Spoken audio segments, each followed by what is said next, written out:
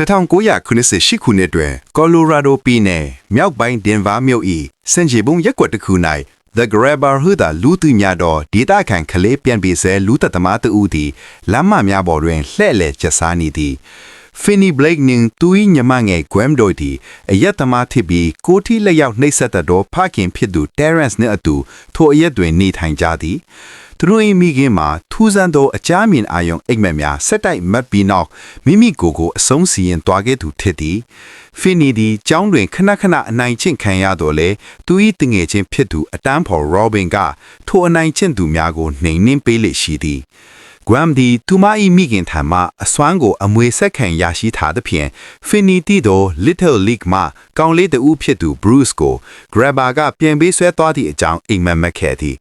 ရဲဆုံတောင်းနှစ်ဦးဖြစ်သူ Wright နှင့်မီလာတော့သည် Graham က Grabber ကိုတည်နေနိုင်တဲ့သူယူဆကကျောင်းတွင်သူမကိုစစ်ဆေးမေးမြန်းခဲ့ကြသည်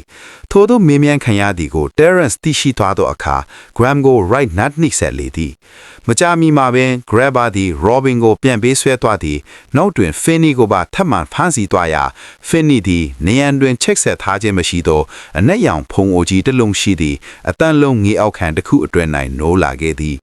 သူဖုံးမီလာသည် Finney ကပြန်ထူးလိုက်သောအခါအစပိုင်းတွင်စူးညံသမျှကိုသာကြားရတော့လေနောက်ပိုင်းတွင်မြေပြင်ချွေပြားတစ်ခုကိုခွာသည်ထပ်ပြေးရန်မြေအောက်လွိုင်ကောင်းတူးနိုင်ကြောင်း Bruce ၏အတန်ကပြိုပြလာသည် Finney သည်မြေတူးခဲ့တော့လေအိမ်ဤအုပ်မြင်မှာအလွန်နှက်လွန်းသဖြင့်အောက်မှကြော်ဖြတ်ရမေရခဲ့သည် Grabber သည် Finney အတွက်အစားတောက်ယူလာပေးကမြေအောက်ခန်းတကားကိုမပိတ်ထားဘဲခြံထားခဲ့သည် Finney ကခိုးထွက်ရန်ကြိုးစားစဉ်ရခင်ကတားကောင်ဖြစ်သူ Billy ထံမှဖုံးလာခဲ့သည်အကယ်၍ Finney သာအပြင်ထွက်ရန်ကြိုးစားပါက Grabber သည်လေကားထင်းမှစောင့်နေပြီးသူ့ကိုရက်ဆက်သောကစားနယ်တစ်ခုအနေနဲ့အပြစ်ပေးလိမ့်မည်ဟု Billy ကသတိပေးခဲ့သည်Billy ၏အကြံပြုချက်အရာ Finney သည်ဝှက်ထားသောကေဘယ်ကျိုးကိုတုံးကမိအောက်ခန်းပတင်းပေါက်စီသို့တက်ရန်ကြိုးစားတော်လဲသူ၏ကိုယ်လေးချိန်ကြောင့်ပတင်းပေါက်တန်တိုင်ကကျွတ်ထွက်သွားသဖြင့်ထိုနေရာသို့နောက်တစ်ချိန်တက်ရန်လမ်းမရှိတော့ပြီခွန်ကသူမ၏ဖခင် Terence အားFinney ပြန်ပေးဆွဲခံရသည့်အိမ်မက်များအကြောင်းပြောပြနေခြင်းတွင် Wright နှင့်မီလာတို့သည်၎င်းတို့၏ညီကိုနှင့်အတူထိုရက်တွင်ခတနေထိုင်ပြီး Grabber ၏ရာဇဝတ်မှုများကိုအလွန်စိတ်ဝင်စားနေသူထူးထူးခြားခြားလူတဦးဖြစ်သည့် Max ကိုစစ်ဆေးမေးမြန်းနေကြသည် Max မသိသည်မှာ Finney ကိုသူ၏မြေအောက်ခန်းတွင်ဖမ်းဆီးထားခြင်းဖြစ်ပြီး Grabber မှာသူ၏အကိုဖြစ်နေခြင်းပင် Finney သည်တတိယမြောက်သားကောင်ဖြစ်သူ Griffin ထံမှဖုံးလက်ခံရရှိပြီးသူကအိမ်ရှိတကားရှိတော့ခလောက်နမကိုပြောပြက Grabber အိပ်ပျော်နေပြီးဖြစ်ကြောင်းပြောပြခဲ့သည် Finney သည်ခိုးထွက်ပြီးတကားကိုဖွင့်နိုင်ခဲ့တော့လေ Grabber ၏ခွေးဖြစ်သူ Samson ကဟောင်၍နိုးလိုက်တဲ့ထင် Finney မှာပြန်လဲဖမ်းဆီးခံလိုက်ရသည်စတုထမြောက်သားကောင်ဖြစ်သူ Landiele Vance ကဖုံးဆက်၍နေရန်ကိုဖောက်ကဘေးကန်းချီရေခဲတစ်တာအတွင်သို့ဝင်နိုင်ကြောင်းပြောသည်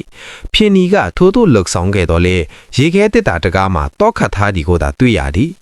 Finney သည်သူ၏ကံကြမ္မာအတွင်စိတ်ပြည့်အားငယ်နေစဉ် Robin ထံမှနောက်ဆုံးဖုံးကိုလက်ခံရရှိခဲ့သည် Robin က Finney ကိုမိမိကိုယ်ကိုကာဝေးရန်နှင့်ပြန်လဲတိုက်ခိုက်ရန်အားပေးခဲ့ပြီးဖုံးလက်ကိုင်းကိုမြေကြီးများဖြင့်အပြည့်ထည့်ကတုတ်ကဲ့သို့အသုံးပြုရန်တင်ကြပေသည် Gwen သည်အိမ်မက်ထဲတွင် Grabber ၏အိမ်ကိုမြင်ပေါ်နောက် Wright နှင့်မီလာတို့ကိုလိပ်စာပေးရန်ဖုံးဆက်ထဲသည်ရဲများကထိုအိမ်သို့အပြေးလွှားသွားခဲ့တော့လဲ Grabber ၏သားကောင်များ၏အလောင်းများကိုသာတွေ့ရှိခဲ့ကြသည်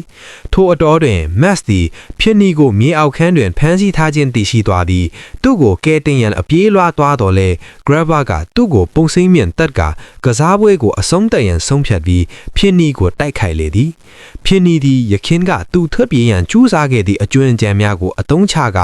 Grabber ကိုသူတူးထားသည့်ကြံထဲသို့ထောင်ချောက်ဆင်ကဖုံးလက်ကိုင်ဖြင့်ရိုက်ကတေဆုံးသွားသောကလေးများ၏ဝိညာဉ်များကလှောင်ပြောင်နေစဉ်အတွင်းတွင်ဖုံးကြိုးဖြင့် Grabber 11ကိုချိုးတက်လိုက်သည် Grabber တေဆုံးသွားသဖြင့်တေဆုံးခဲ့ရသောဝိညာဉ်များလည်း Finney ကသူတို့အတွက်ကစားစားပေးနိုင်ခဲ့ပြီးဖြစ်၍ငင်းချမ်းစွာနားခိုနိုင်ခဲ့ကြသည်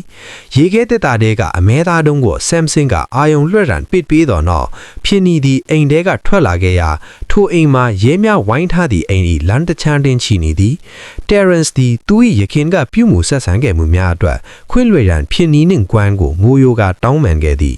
အချိန်အတန်ကြာသောနောက်ယခုအခါကျောင်းတွင်တရရဲဟွန် တူအဖြစ်ရှုမြင်ခံရသည့်ယုံကြည်မှုအသစ်ရရှိနေပြီဖြစ်သည့်ဖြစ်နေသည်အတန်းတွင်သူနှစ်သက်သည့်မင်းကလေးပေးနာထိုင်ပြီးသူမအနေနဲ့သူ့ကိုဖင်လွတ်ခေါ်နိုင်ကြောင်းပြောလိုက်လေတော့သည်